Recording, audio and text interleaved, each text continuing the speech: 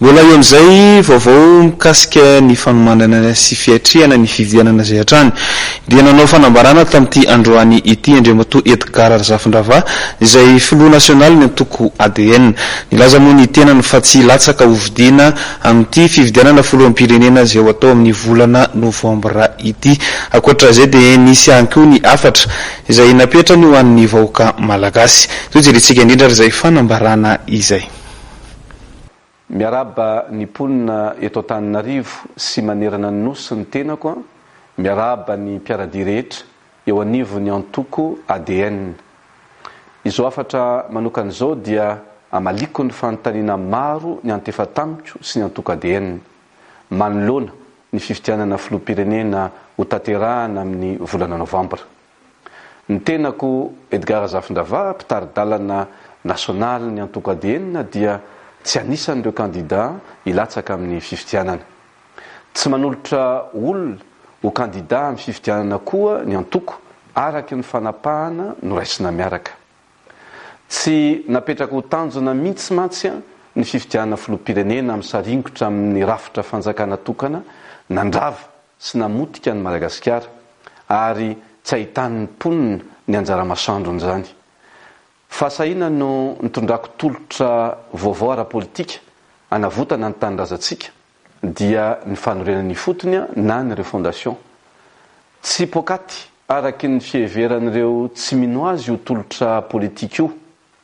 Tsy lavitrizaka ihany koa ary tsy ilana fotoana maritra koa araky ny fisainan'ireo tsy manam-panahy fa ny zavatra rehetra ilana finoana sy fanatenana manateteraka azy. Ny tety Madagasikara aho, ny hen'ny mponina, namangy azy, nijery ny fotony, ny andavanandrom-piainany ary nitondra fanatenana. Adidy lehibe no teo antsoroko dia ny fitadiavana vahaolana ho an'ireo raim-pianakaviana, renim-pianakaviana, ny tanora tsy anasa, no tsy diako ny isa-tokantrano, isa-pokotany, isaky ny komina nandritry ny 3 taona mahery zao. Nitodika tamin'Andriamanitra Andrenanahary aho mba hanolo-tsaina ahy momba ireo hevitra tsara rehetra ahafahana mamonjy an'i Madagasikara. Narafitra tamin'izany ny boky mirakitra ny vinan'ny hazavana hiadiana amin'ny aizina eto amin'ny firenetsika, ametrahana ny fanorenany fotony. Tsy nijanona teo fa nialaneninao nandresy lahatra an'ireo manam-pahefana teto amintsika, ny filoham-pirenena, nresaka koa tamin'ireo mpitondra fiangonana, ny ray aman-dreny isa-tsokajana, ny mpanao politika, ny fiarahamonim-pirenena, ny olon-tsotra, anambara amin'izy ireo fa tsy azo hidivirana ny fanorenany fotony mialohan'ny fifidianana rehetra ho atao. Isaorako Andriamanitra, isaorako lehibe fa isan'andro ny tenako dia mahare ny hoe fanorenany fotony ary isaorako ihany koa izy fa mahenika ny Madagasikara ankehitriny ny etaetany maro anisa mba hanana ny fahefana marina andraisan'ny tanana no aviny sy ahafahany mampandroso ny tanànany. Tsy takatry ny sain'olombelona zany ary tsy azo hiadikevitra intsony satria tokoa na inona fanenjehana ny tenako sy ny fanorenana ifotony dia tsy maty vonoana zany fa hitoetra ary aritra mandrakizay mihitsy.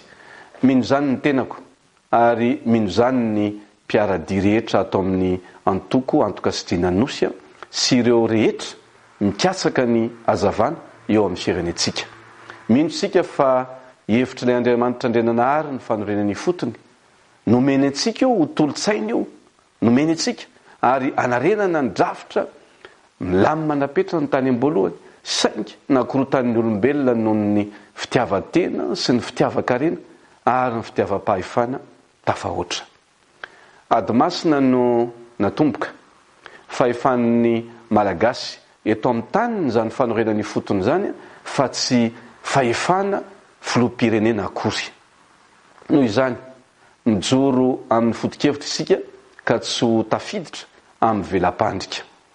Tsy any amin'ny fifidianana filoham-pirenena no aditsika fa mihoatra lavitra noho izany dia ny ampandroso ny isa-tokantrano, ny sambatan'olona, ny satanana amin'ny alalan'ny fanorenany fotony.